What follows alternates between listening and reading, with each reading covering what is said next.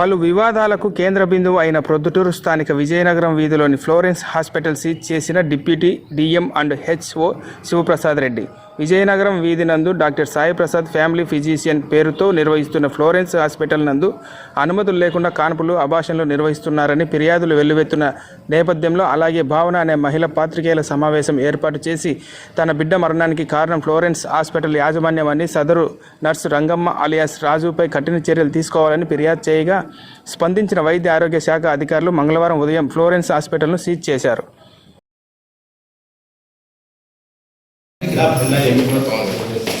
లేదంతా చేయమన్నారు మీరు ఎవరు మాట్లాడుతున్నారండి? ఎవరు మాట్లాడినారు? ఒక జిల్లా అధికారి మాట్లాడకుండా మీ ఇష్టం వచ్చినట్టు మీరు చేస్తే కానీ ఒకదాన్ని తీసుకొని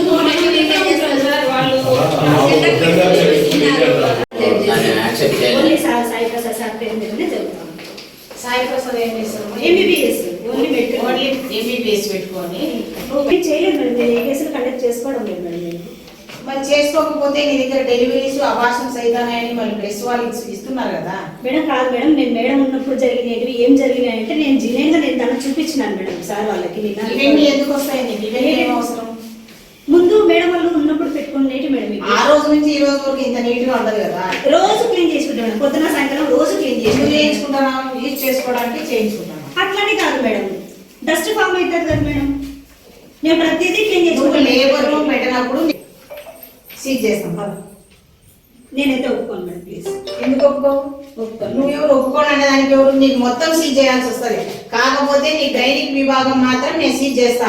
సరే. ఎందుకంటే నువ్వు జనరల్ సర్జరీ పెట్టుకున్నా ఓపీ ఒకటి చూసుకో, దానికి ఒకదానికి యాక్సెప్ట్ చేస్తావు. నువ్వు ఎందుకు చేస్తావంటే ఏంటమ్మా నువ్వు నువ్వేం చేస్తావు పెట్టుకుంటే నీకు సీజ్ చేయక నేను ఎందుకు చేస్తారని మళ్ళీ అడుగుతున్నావే. అంటే టోటల్ మీద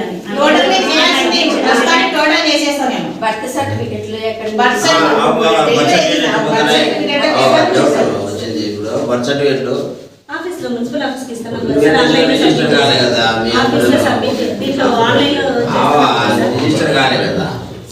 నాకేం తెలుసు సార్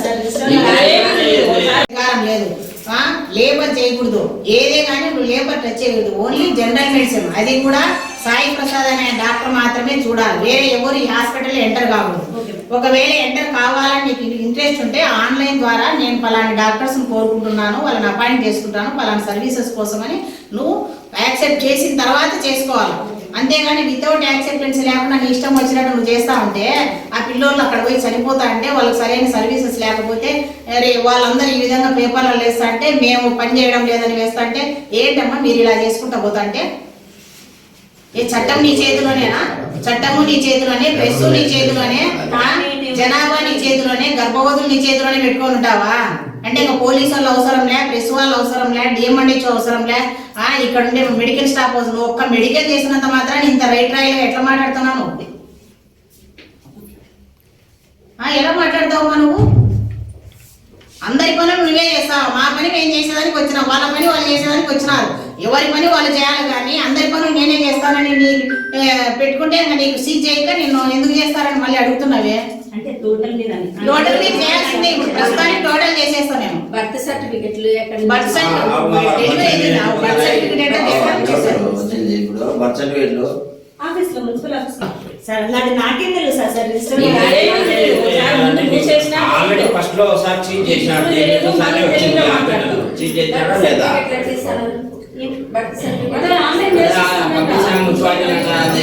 అదే కదా, ఎట్లా ఇది రిజిస్టర్ కావడం వాళ్ళు మున్సిపాలిటీ ఒప్పుతున్నారు. ఇప్పుడు ఉన్నాయి కదా ఫోటో సబ్మిట్ చేసిన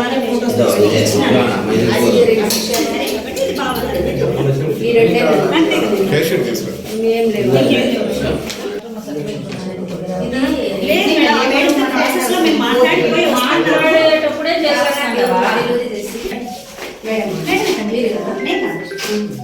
లాస్ట్ మూమెంట్ లో వచ్చినారు. చెప్పినా కూడా మా దగ్గర దగ్గరకు వచ్చింది మేడం. అప్పుడు నువ్వు ఒకవేళ నా దగ్గర సర్వీసెస్ లేవు లేవని clear గా చూపించాలి. ఎవరి దగ్గర పంపించచ్చు కదా మేడం, డాక్టర్ దగ్గర. నేను చెప్పినాను మేడం, సార్ కూడా చెప్పినారు మేడం. కింద చెప్పిన తర్వాత చెప్పినాక వాళ్ళు ఫ్యామిలీ ఫ్రెండ్స్ అని చెప్పుకుంటూ ఎక్కడ పోమని చెప్పేసి వచ్చి కూర్చున్నారు. ఆ విషయంతోనే మేము ఇక్కడ ఆ పాప చూడడం జరిగింది తప్పితే ఇంకొక విషయం అయితే కాదు మేడం. ఆ పాప మాకు ఫ్యామిలీ ఫ్రెండ్, ఆ విధంగానే నా దగ్గరకు వచ్చింది. కానీ ఇప్పుడు అది మీ ఇంట్లో వాళ్ళు నీ బిడ్డలు అయినారు మొత్తం హాస్పిటల్ సీజ్ చేస్తాం, మీరు బయటకు వెళ్ళండి. మళ్ళీ ఏదైనా డిఎంఎండ్ దగ్గర కానీ కలెక్టర్ గారి దగ్గర అదే సార్ అది. కడప జిల్లా పొద్దుటూరు మున్సిపాలిటీ పరిధిలోని విజయనగరం స్ట్రీట్లో ఉన్న ఫ్లోరిజన్ నైటింగేల్ హాస్పిటల్ మీద కంప్లైంట్ రావడం జరిగిందని, ఇక్కడ డెలివరీ చేస్తానని కంప్లైంట్ వచ్చింది. దాని మీద నేను శనివారం రోజు ఇన్స్పెక్షన్ చేసినప్పుడు ఇక్కడ వచ్చేసి యాక్చువల్గా జనరల్ ఫిజిషియన్ ఆ డాక్టర్ ఎంబీబీఎస్ డాక్టర్ పర్మిషన్ మాత్రమే ఉంది. గైనకాలజీ సర్వీసెస్ పర్మిషన్ ఏమీ లేవు. ఆ రోజు విజిట్ చేసినప్పుడు దీంట్లో మనకు ఓటీ థియేటర్ ఉంది. థియేటర్లో అన్ని రకాల సామాగ్రి ఉంది. ఓటీ టేబుల్ కానీ, ఆక్సిజన్ సిలిండర్స్ కానీ అవన్నీ ఉన్నాయన్నమాట. అట్లే ఇక్కడ చేసినట్టు ఎంటీపీ మెడికల్ టర్మినేషన్ ప్రెగ్నెన్సీ చేసినారని ఇండికేషన్ ప్రకారం చేసినట్టు కూడా కేస్ షీట్లు ఉన్నాయి, దాని రిపోర్ట్ ఉన్నాయి, దాన్ని కూడా పంపించాము.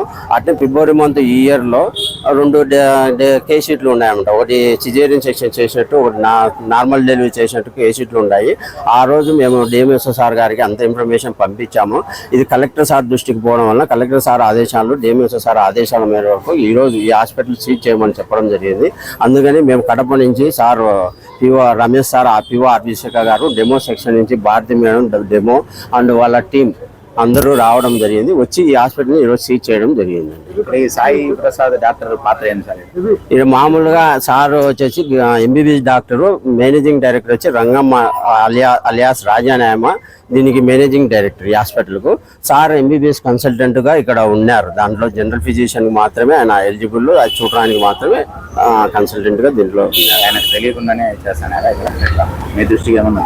మా దృష్టికి అయితే ఇంతవరకు రాలేదండి. ఈరోజు రావడం జరిగింది. కానీ మా భావన గారు కంప్లైంట్ చేసినప్పుడు సార్ నాకు గైనకాలజీ సర్వీసెస్ అందించారు అని చెప్పడం కూడా జరిగిందండి. ఇక్కడ ఫర్దర్ ఏం యాక్షన్ సార్? గతంలో కూడా ఒకసారి సీజ్ చేసినాం కదా ఈ హాస్పిటల్. గతంలో కూడా సీజ్ చేసినప్పుడు తర్వాత వాళ్ళు డాక్టర్ గారిని పెట్టుకొని జనరల్ ఫిజిషియన్ వరకు ఓపెన్ చేశారు. ఇప్పుడు సార్ ఆదేశాల మేరకు, కలెక్టర్ సార్ గారి ఆదేశాల మేరకు, డిఎం సార్ మేరకు ఈరోజు కంప్లీట్గా మొత్తం హాస్పిటల్ సీజ్ చేయడం జరిగింది. ఎవరు ఫిర్యాదు చేశారు సార్ దీని మీద అండి? ఆ భావన అనే ఆమె లేడీ ఇక్కడ నార్మల్ డెలివరీ అయింది ఫిబ్రవరిలో. ఆమె నార్మల్ డెలివరీ అయింది. ఆమె కంప్లైంట్ కూడా చేయడం జరిగింది. దానివల్ల ఈ విషయం బయటపడడం జరిగిందండి. మామూలుగా ఇక్కడ హాస్పిటల్స్ లో అధికారులు చెక్ చేస్తాం కదా, మీ దృష్టికి రాలేదా ఇప్పుడు గతంలో ఇట్లా జరుగుతుంది అనేది? ముందు వచ్చినప్పుడు సార్ డిఎంహెచ్ఓ సార్ వచ్చి సీజ్ చేసినారండి. తర్వాత జనరల్ ఫిజిషియన్ వరకు మాత్రమే వీళ్ళు పర్మిషన్ తెచ్చుకొని అదే నడుపుతున్నారా అనుకున్నాము. లోపల ఇది చేస్తున్నారనేది మా దృష్టికి ఇంతవరకు రాలేదండి. మొన్న రావడం బయటపడడం జరిగింది. దానివల్ల ఈరోజు సీజ్ చేయడం జరుగుతుంది.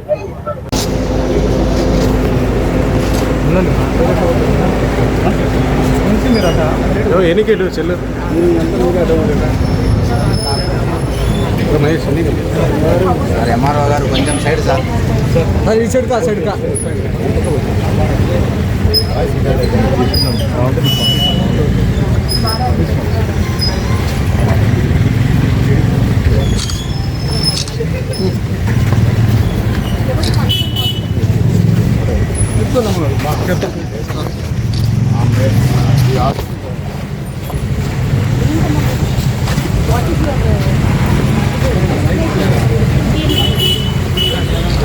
ఎన్నికి రండి, ఎన్నికి మీరు అట్నే పోతారండి. మీరు ముందు పోతే ఎట్లా లాంగ్ నుంచి తీసుకుంటే ఫోటోలు బాగా వస్తాయి సార్. మీరు వండి లోపల కదా, నేను వెనక్కి రండి నన్ను ఇదే సార్ని బాగా అయిపోవాలి సార్ని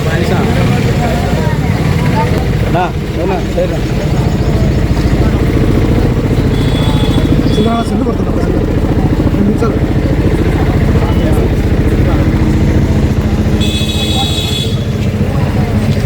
ఎన్నికి సేపు అవ్వని అందరూ సార్.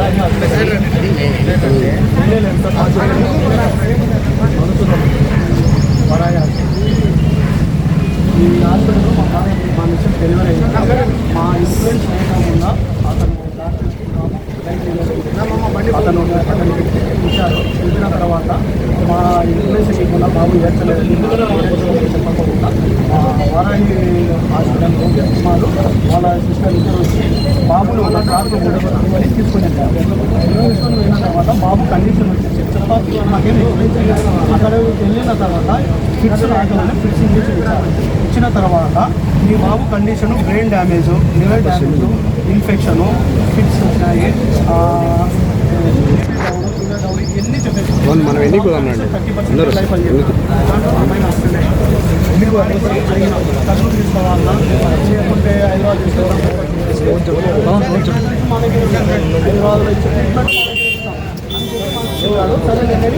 నా మంచి ప్రకారం ఉన్నాయి. ఎంఆర్ఓ కట్టమో డిశ్చార్జ్ చేశాను. అలాంటిది చనిపోయిన అబ్బాయి చనిపోయినాడు కదా మేడం, ఆ అబ్బాయికి సేమ్ ఇలానే చెప్పారు. అలానే చెప్తున్నారు. అలా చెప్పిన తర్వాత నాకు కూడా ఇలానే చెప్తున్నారు అని చెప్పి మేము ఆల్రెడీ అడిగే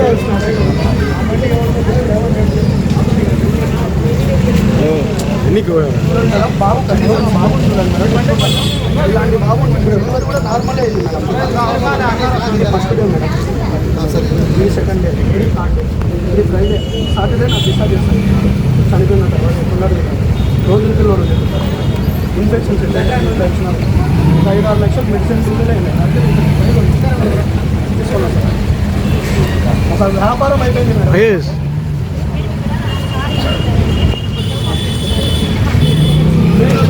కూడా లేదు మేడం.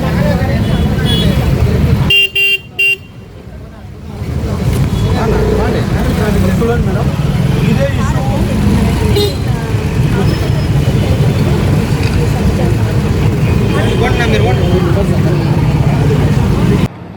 2021 సంవత్సరంలో జరిగిన ఒక హత్య కేసుకు సంబంధించి రాజుపాలెం పోలీస్ స్టేషన్లో సిఐడి ఎస్పీ చక్రవర్తి ఆధ్వర్యంలో విచారణ చేపట్టారు.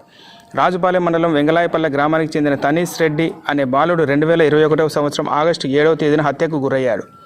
అప్పట్లో బాలుడి హత్య జిల్లా వ్యాప్తంగా సంచలనంగా మారింది. బాలుడి హత్యకు కుటుంబ కలహాలే కారణం అంటూ అప్పట్లో పోలీసులు దస్తగిరి రెడ్డి అనే ఒక వ్యక్తిని అరెస్టు చేసి కోర్టులో హాజరుపరిచారు. అయితే తమ కుమారుడి హత్య కేసులో రాజకీయ ఒత్తిళ్లు కారణంగా పోలీసులు సరైన విచారణ చేయలేదని మృతుడి తండ్రి సంజీవరెడ్డి సిఐడి అధికారులను ఆశ్రయించారు.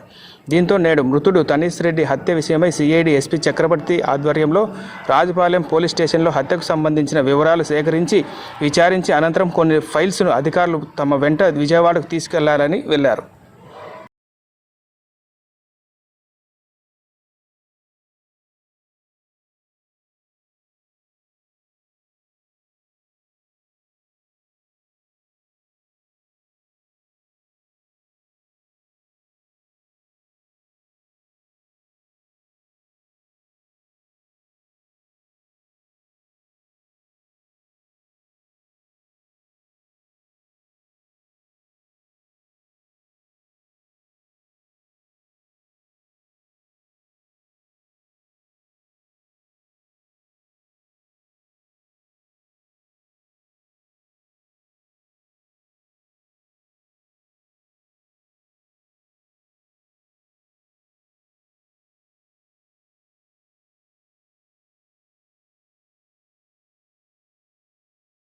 ఉద్యోగాల కల్పవృక్షం చంద్రబాబేనని, విద్యార్థి యువత భవితను దెబ్బతీసింది జగనేనని, యువత పోరు పేరుతో వైసీపీ నేతలు దొంగాట ఆడుతున్నారని, యువత భవిత నారా లోకేష్తోనే సాధ్యమని స్థానిక రాజంపేట పట్టణంలోని పార్లమెంటు క్యాంపు కార్యాలయం నందు టీఎన్ఎస్ఎఫ్ పార్లమెంటు అధ్యక్షులు పోలి శివకుమార్తో కలిసి టీఎన్ఎఫ్ఎస్ఎఫ్ రాష్ట్ర ప్రధాన కార్యదర్శి రేవూరి వేణుగోపాల్ విలేకరుల సమావేశం నిర్వహించి వెల్లడించారు.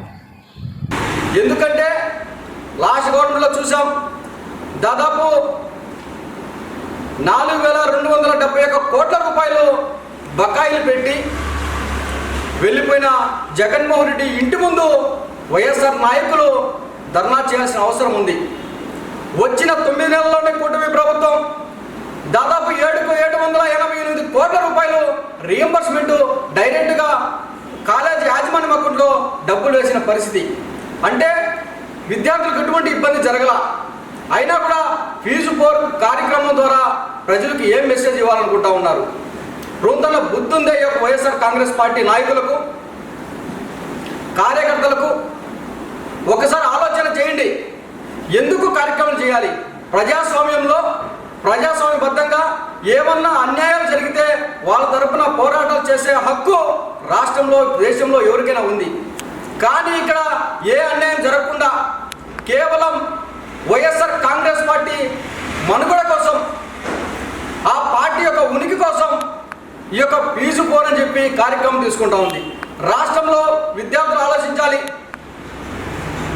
వైఎస్ఆర్ కాంగ్రెస్ పార్టీలో ఆ రోజు తల్లుల అకౌంట్లో ఫీజు రియంబర్స్మెంట్ వేస్తానని చెప్పి జగన్మోహన్ రెడ్డి వేయకుండా విద్యార్థులను కాలేజ్ యాజమాన్యాలు వేధించారు. ఈరోజు ఆ పరిస్థితి లేదు. ఏదైతే ఫీజు రియంబర్స్మెంట్ మీద కాలేజీలో విద్యార్థులు చేరారో వాళ్ళ అకౌంట్లో డైరెక్ట్ కాలేజ్ అకౌంట్లోనే ఈరోజు ఫీజు రియంబర్స్మెంట్ డబ్బులు పడే పరిస్థితి. అంటే విద్యార్థులకు ఆ ఫీజుకు, కాలేజీ యాజమాన్యానికి ఫీజుకు ఎటువంటి సంబంధం లేదు. ఇప్పుడు ఉన్న సంబంధం ఒకటి కాలేజీ యాజమాన్యానికి ప్రభుత్వానికి మధ్య ఏదో ఫీజు గురించి సంబంధాలు ఉన్నాయి తప్ప ఏ ఒక్క విద్యార్థికి కూడా సంబంధం లేని పరిస్థితి. అట్లా ఉంటే ఈ యొక్క వైఎస్ఆర్ కాంగ్రెస్ పార్టీ వాళ్ళు ఏదో బురద జల్లాలి, ఏదో కార్యక్రమం చేయాలని చూస్తూ ఉన్నారు.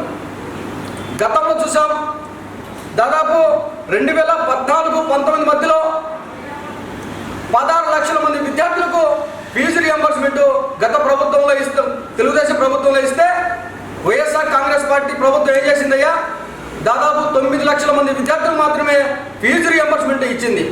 అంటే దాదాపు 7 లక్షల విద్యార్థులకు నష్టం చేకూర్చింది. మీరు కూడా ధర్నాలు చేస్తూ ఉంటే ఏమన్నా అర్థం కావడంలే. రొందన్న బుద్ధున్నది. అసలు నిరుద్యోగం ద్రోహం చేసింది మీరు కాదా? గతంలో చూసాం 6 లక్షల మందికి చంద్రబాబు నాయుడు గారి ప్రభుత్వంలో 6 లక్షల మందికి నిరుద్యోగ వృత్తి ఇస్తే ఆ నిరుద్యోగ వృత్తిని రద్దు చేసింది జగన్ ప్రభుత్వం కాదా? మళ్ళీ మీరు మాట్లాడుతూ ఉన్నారు. మీరు కమిషన్ల కోసం రాష్ట్రంలో పరిశ్రమలు వెళ్ళగొట్టింది మీరు కాదా? ఒక్క పరిశ్రమ వచ్చిందా? ఒక పరిశ్రమ రాలే. మళ్ళీ నిరుద్యోగం గురించి మాట్లాడతారు. గతంలో ఏం చెప్పారండి మీరు?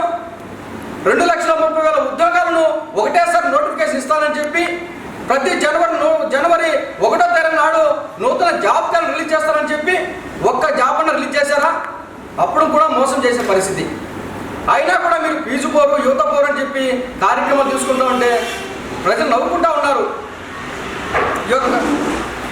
అట్లాగే ఎస్సీ, ఎస్టీ, బీసీ, మైనారిటీ లోన్ల విషయం 1,00,000 కోట్ల రూపాయలను పక్కదారు మళ్ళించి యువతకు రావాల్సినటువంటి సబ్సిడీ లోన్లను కూడా మింగేసిన జగన్మోహన్ రెడ్డి ఈ రాష్ట్రంలో తిరుగుతూ ఉన్నాడు.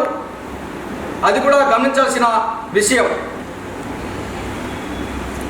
గతంలో